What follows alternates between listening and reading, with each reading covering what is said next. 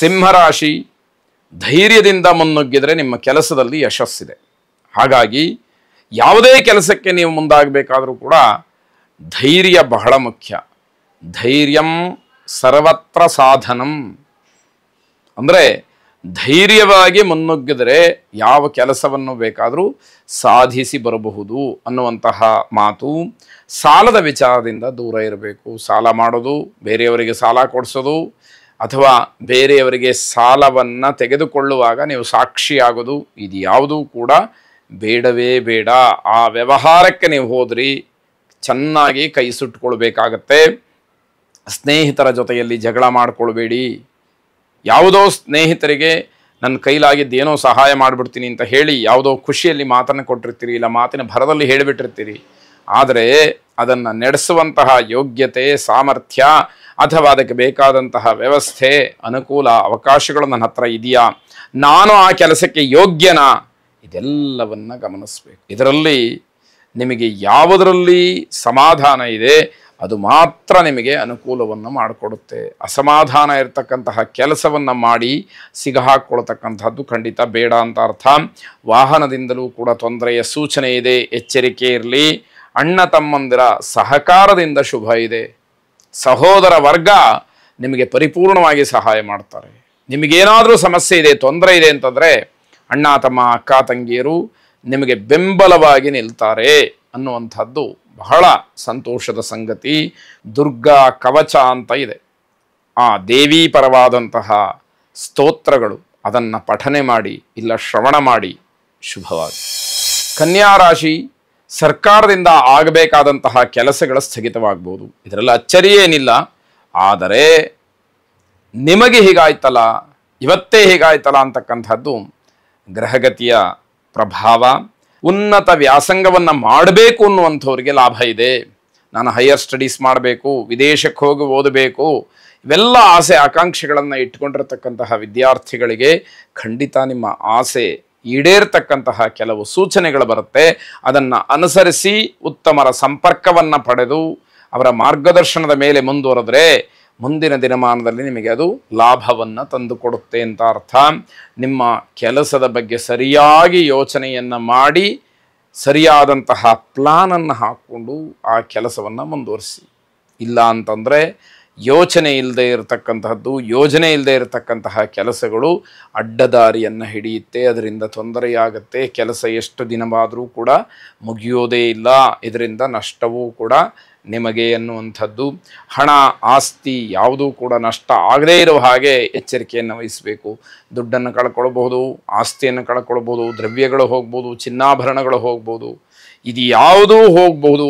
ಎಲ್ಲದಕ್ಕೂ ಅವಕಾಶ ಇದೆ. ಆದರೆ ಈ ಅವಕಾಶವನ್ನು ನೀವು ಮಾಡಿಕೊಡಬಾರ್ದು ಅನ್ನುವಂಥದ್ದೇ ಮುಖ್ಯವಾಗುತ್ತೆ. ಇಷ್ಟ ದೇವತಾ ಪ್ರಾರ್ಥನೆಯನ್ನು ಮಾಡಿ ಶುಭವಾಗಿ. ತುಲಾರಾಶಿ, ಮಿತ್ರರ ಭೇಟಿಯಿಂದ ಧನ ಸಹಾಯವಾಗುತ್ತೆ, ಅದನ್ನು ಗಮನಿಸ್ಕೊಳ್ಳಿ. ಸ್ನೇಹಿತರು ನಿಮಗೆ ಅನುಕೂಲವನ್ನು ಮಾಡ್ತಾರೆ, ಸಹಾಯವನ್ನು ಮಾಡ್ತಾರೆ, ಅದು ದುಡ್ಡು ಕಾಸಿನ ವಿಚಾರದಲ್ಲೇ ಅನ್ನುವಂಥದ್ದು ಮುಖ್ಯವಾಗುತ್ತೆ. ಜೀವನದ ಅಭಿವೃದ್ಧಿಗೋಸ್ಕರವಾಗಿ ಹಲವಾರು ವಿಚಾರಗಳನ್ನು ನೀವು ಆಶ್ರಯಿಸಬೇಕಾಗತ್ತೆ. ಜೀವನದಲ್ಲಿ ಮೇಲೆ ಬರಬೇಕಲ್ಲ, ಸಂಪಾದನೆ ಮಾಡಬೇಕಲ್ಲ, ಅದಕ್ಕೋಸ್ಕರವಾಗಿ ಒಂದಲ್ಲ ಎರಡಲ್ಲ 10 ವಿಚಾರಗಳನ್ನು ನೀವು ಆಶ್ರಯ ಮಾಡುವಂತಹ ಸ್ವಭಾವದವರಾಗಿರ್ತೀರಿ. ಪ್ರಾಮಾಣಿಕವಾದಂತಹ ಕೆಲಸದಲ್ಲಿ ಯಶಸ್ಸಿದೆ. ಇದನ್ನು ಬಹಳ ಎಚ್ಚರಿಕೆಯಿಂದ ಮನಸ್ಸಿನಲ್ಲಿಟ್ಟುಕೊಳ್ಬೇಕು. ಯಾವ ಕೆಲಸವನ್ನು ನೀವು ಪ್ರಾಮಾಣಿಕವಾಗಿ ಮಾಡ್ತೀರೋ, ಇದೇ ನನ್ನ ದೇವರು ಅನ್ನುವ ಭಾವನೆಯಲ್ಲಿ ಆ ಕೆಲಸವನ್ನು ಕೈಗೆತ್ತಿಕೊಂಡು ಮುಂದುವರಿತೀರೋ ಅದು ನಿಮ್ಮನ್ನು ಕೈ ಹಿಡಿತಕ್ಕಂಥದ್ದಾಗತ್ತೆ. ಪ್ರಾಮಾಣಿಕವಾದಂತಹ ಕೆಲಸದಿಂದ ನಿಮಗೆ ಸರ್ವಾಂಗೀಣವಾದಂತಹ ಅಭಿವೃದ್ಧಿ, ಯಶಸ್ಸು ನಿಮ್ಮ ಪರವಾಗಿರುತ್ತೆ. ಋಣ ಪರಿಹಾರಕ್ಕೆ ಅವಕಾಶಗಳಿರುತ್ತೆ. ಸಾಲ ಏನಾದರೂ ಮಾಡಿದರೆ ಆ ಸಾಲವನ್ನು ತೀರಿಸ್ತಕ್ಕಂತಹ ಯೋಗ್ಯತೆ, ಅರ್ಹತೆ, ಅದಕ್ಕೆ ಬೇಕಾದಂತಹ ಹಣ, ದ್ರವ್ಯ ನಿಮಗೆ ಅನುಕೂಲಕರವಾಗಿ ಕೆಲಸವನ್ನು ಮಾಡುತ್ತೆ ಅಂತ ಅರ್ಥ.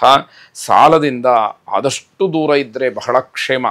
ಹಿಂದೆ ಏನೋ ಮಾಡಿದಿರಿ ಸಾಲವನ್ನು, ಮುಂದಿನ ದಿನಮಾನಕ್ಕೆ ಆ ಸಾಲಗಳು ಬೇಡ, ಆ ಸಾಲದ ವಿಚಾರಕ್ಕೆ ಹೋಗಬೇಡಿ ಅನ್ನುವಂಥದ್ದು ಮುಖ್ಯವಾಗುತ್ತೆ. ಮಹಾಗಣಪತಿಯನ್ನು ವಿಶೇಷವಾಗಿ ಪ್ರಾರ್ಥನೆ ಮಾಡಿ ಶುಭವಾಗಿ.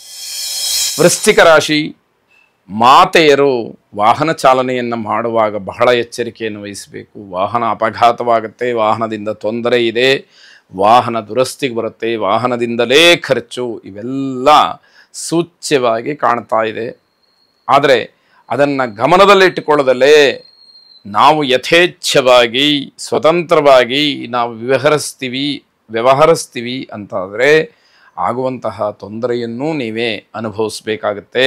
ವಿನಾಕಾರಣ ವಾದ ವಿವಾದಗಳಲ್ಲಿ ಸಿಗಹಾಕ್ಕೊಳ್ಬೇಡಿ.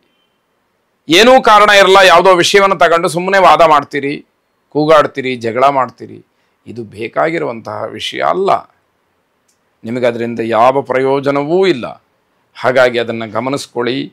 ಆದಾಯ ಮೀರಿ ಖರ್ಚಿಗೆ ಮುಂದಾಗ್ತೀರಿ. ನಿಮ್ಮ ಆದಾಯ ಎಷ್ಟಿದೆ ಅಂತ ಹೇಳಿ ಮೊದಲು ಸರಿಯಾಗಿ ಗಮನಿಸ್ಕೊಂಡು ನಂತರ ಖರ್ಚಿನ ಬಾಪ್ತಿಗೆ ಹೋಗಬೇಕು. ಆದಾಯವನ್ನು ಮೀರಿ ನಾನು ಖರ್ಚು ಮಾಡ್ತೀನಿ ಅಂತ ಹೋದರೆ ಎಷ್ಟು ದಿವಸ ನಡೆದಿತ್ತು?